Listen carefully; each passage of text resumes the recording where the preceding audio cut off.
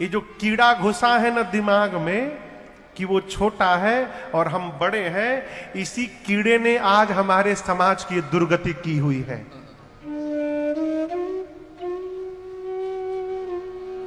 शरीर का ये बायां अंग बहुत काम नहीं करता, बायां हाथ करता है का नहीं, लेकिन बायां हाथ जब नहीं रहेगा शरीर में ना, तब इसके मोल का पता चलेगा।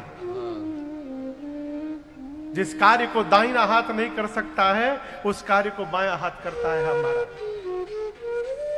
समाज में हमारे जितने भी लोग अपने हैं, उनकी समाज में भूमिका है, और वो हमारे लिए उतने ही महत्वपूर्ण है जितने लिए हमारी संतान महत्वपूर्ण है।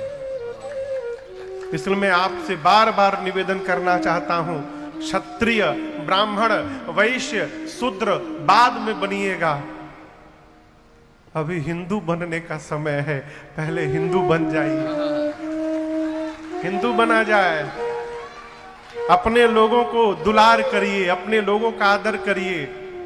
हम अपने लोग का, अपने बेटे को आप अपमानित करिए ना, आपके साथ कितने दिन रहता, मैं चैलेंज करता हूं आपको। आप अपनी संतान का अपमान करिए, छोड़ के चली जाएगी। और देखिए, जब हम अपने का तिरस्कार करते हैं ना, तब पड़ोसी चच्चा को अवसर मिल जाता है उसको भड़काने का। जो पड़ोस में चच्चा बैठे हैं, उनको अवसर मिल जाता है उसको बहलाने का, फुसलाने का, और उसको बहला फुसला के दिवा स्वप्न दिखा करके लेके जाते हैं।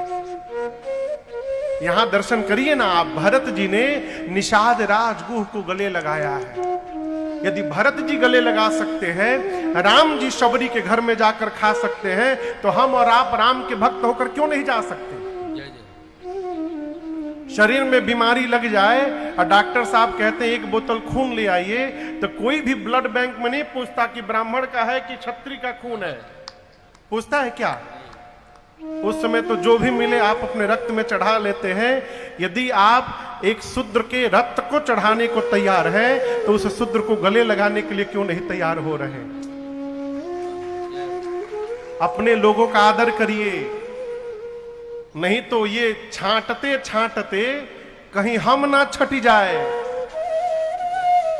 जो समय आया है, अपने लोगों का आदर करिए, उनको प्रेम करिए, उनको भी सम्मान दीजिए। हम सब भगवान के बनाए हुए हैं। कौन किस कुल में जन्म ले रहा है, ये हमारे आपके हाथ में नहीं है, ये विधाता के हाथ में है। इसलिए अरे ब्राह्मण भगवान के मुख से जन्म लिया, ब्राह्मणों से मुखमासीत। क्षत्रिय को भगवान की भुजा कहा गया है, क्षत्रिय भगवान की भुजा है, वैश्य भगवान के उदर है, और शूद्र भगवान के पांव हैं। आपको बतावे, पांवे की पूजा होता है, मुहुआ की पूजा नहीं होता है। कहीं भी कहीं जाने पर मुख नहीं पखारा जाता है, चरण पखारा जाता है। चरण पखारी कीन्ह अति पूजा।